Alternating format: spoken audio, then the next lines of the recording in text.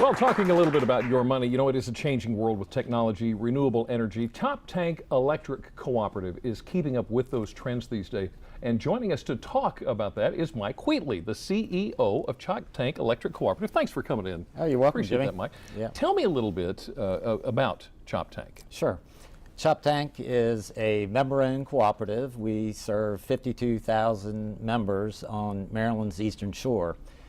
We serve all 9 counties. We go from the Bohemia River up in Cecil County, and we go all the way over to Ocean Pines and all the way down to Somerset County, and so we're all over the peninsula. It's a large area. You guys cover a lot of area. It sure is. A lot of acreage there. Now, the United Nations, I want to make sure, the United Nations has declared 2012 the International Year of the Cooperatives.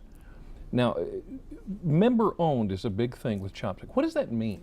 It means that the members have a right to participate in the election of boards of directors, and so basically they help to run the cooperative through policy. And we have 9 directors, or 10 directors, 9 of which represent each county, and then there's 1 at-large director.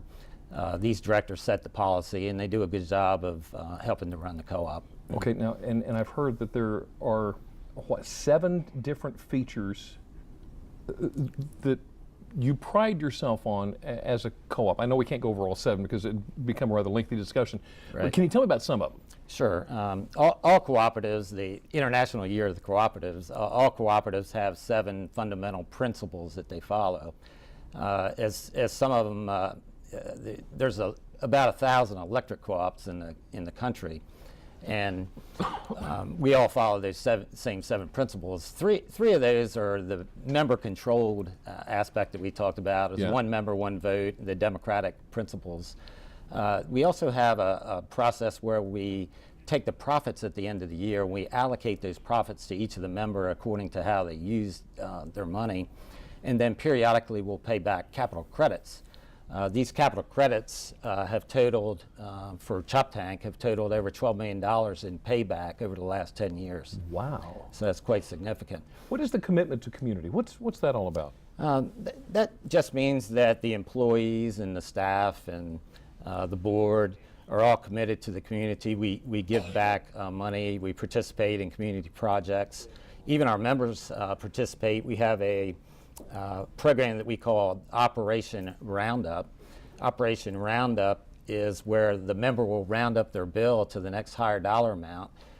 This program over the years has collected over $2 million just by rounding up your bill to the next highest dollar. Wow. That $2 million goes to projects throughout the Eastern Shore here, and have helped needy people, put in wheelchair ramps, things of that nature. Wow, you guys really are committed, aren't you? Yes, we are. To the community. Sure Okay. are. So, so many things change. Technology is going forward by leaps and bounds. How has this affected you?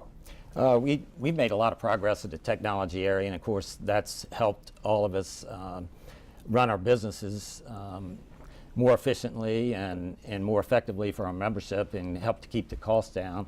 Some of the things we've done is automated some equipment out in the field where you used to have to send a serviceman out to one of those big green boxes out in the field. Yeah. You can now remotely connect to those boxes and do some of your services on those pieces of equipment. We also have areas where we Have you got a mobile workforce going on? We do. That's something new that we have instituted this year, and it's basically so that you can connect to people or the servicemen right in their trucks. They'll have laptops, and you get them to, while they're at one location, you may be able to send it to the next location, and it's just a more effective way of doing business. We also just recently purchased a hybrid bucket truck.